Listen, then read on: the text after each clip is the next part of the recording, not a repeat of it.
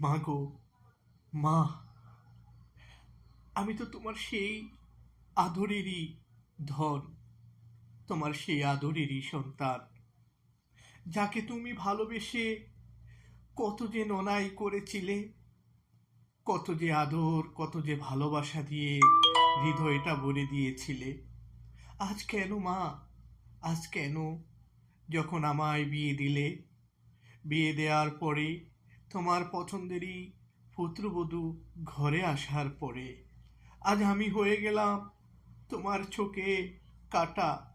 তুমি বললে, বাবা তুই আমাকে আর ভালোবাসিস নি, তুই ভালোবাসিস তোর বউরকে, তুই কথা শুনিস তোর বউর, তুই আমাকে আগের মতো দেখতে পারিস নি।